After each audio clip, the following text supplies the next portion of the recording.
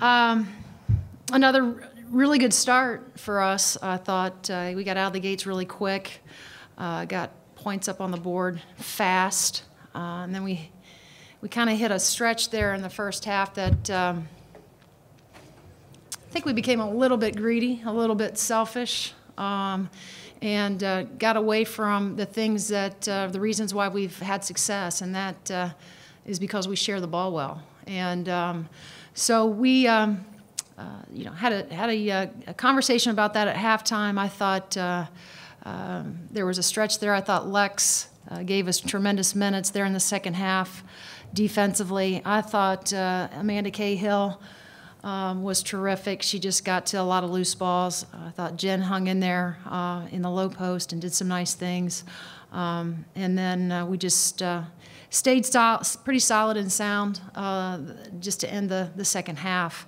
So give our kids credit. Like I said, we got out of the gates quickly, and then kind of hit a lull there where we weren't doing a whole lot well, and managed to turn it around, I thought, in the second half and did some other things better. But still have a ways to go defensively. I guess in the second half, Larry talked about it, kind of, you said we have to kind of get in the paint more. We have to. Right. I mean, did you see that in the second half? Probably not as much as I'd like. I think Jen Anderson is a difficult matchup for people. She has great size. She has soft hands. She has the ability to score at the basket, and so does Amanda Cahill, and so does Lindsay Lycum. You know, there's a reason why we have guards post breakdown, and we talk about shots and play with our back to the basket. We work on that every day. We just have to convince our guards that it's important that our post players get touches throughout the course of the game. Whether or not they shoot it, they don't always have to, but they certainly can draw some attention, and that always opens up things on the outside for our guards. And so we're having some. I think we understand the concept. I think we're still working on that in practice. It's something we talk about every day, and I think throughout the season you'll see us get better. At least that's my hope. First of all, congratulations on win number 201. Thank you. Obviously, when you get up in these situations where you're ahead, 20, 25 points, sometimes your players can relax a little bit. How important is execution in those moments? You saw that's what happened to us. We got up, we got a nice lead. Tyra got up to a quick start. I thought defensively, got some runouts, some layups, just off steals alone, and she attacked the basket. But then, like I said, I thought we went through a period of time where we were trying to create shots on our own, and we were coming up empty. And so it's really important to be able to execute when you have a lead, or certainly when you're behind. But we'll go back, and there's always something to be learned from every game, and we'll watch film and we'll talk about that situations or those situations that the game's never out of touch. You're up 20, but that 20-point lead can be gone pretty quick if you don't execute and do what you need to do on the defensive end. So I can promise you that those were conversations that we were having in the huddles, and we certainly had at halftime. Pretty similar to last game, in the sense that you only shot 2 free throws in the first half.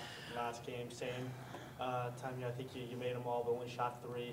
And then again in the second half, you shot a lot more free throws, got into the bonus early. Is that a point of emphasis? And is it hard when sometimes the girls are just knocking down threes left and right? It's hard to tell them to go to the rim. Well, we weren't knocking down threes left and right today. That was one of the issues. And when that's not happening, then you have to get yourself to the free throw line, or you have to get post touches. And so those two things were, we talked about. And again, it's frustrating because both on Saturday and tonight, that's part of our offensive game plan. Get to the free throw line, attack. Our offense sets up our guards wonderfully. I mean, just go off ball screens, attack, kick out. If you have openings, get yourself, again, attack the rim, get yourself to the free throw line, score. And so we couldn't run anything that suits our guards better than what we're running. It's the fact that sometimes we settle. We settle for threes early in the shot clock, and I want to make something really clear. We have tremendous shooters, and as Laren, gave me a hard time, I'm on the three-point bus, but I want to make sure that that three-point bus consists of when it's within our offense, or if it's, one of the things in our game that's a backbreaker is off an offensive board, a kick out to a three. That's a backbreaker.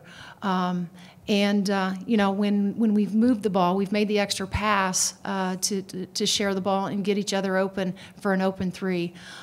We can get threes anytime we want. It's early in the shot clock that's frustrating sometimes, because I feel like the three that we took with 24 seconds on the shot we could get with 16 or 15 on the clock. And that's something that we continue to emphasize to our kids. Put pressure on the defense. Don't make it easy for them. We will continue, to emphasize that. And as I mentioned, you're going to continue to see this basketball team get better in a lot of areas. Okay. We knew Tyra was a scorer coming out of high school. Did you know she was this kind of player that could steal the ball? Tyra is just an overall really good basketball player, period, whether she's on offense or she's on defense. You don't score the amount of points. And again, you guys were not privy to being able to watch her in high school. She was a good defender in high school. She is an all-around, very, very good basketball player. And we have benefited from her being on the ball. She's continued to work at getting better off the ball. And she knows that that's an area of a weakness right now. But we've talked about that. We've showed her on film, and she's really tried to lock into that where she needs to be when she's not guarding the ball.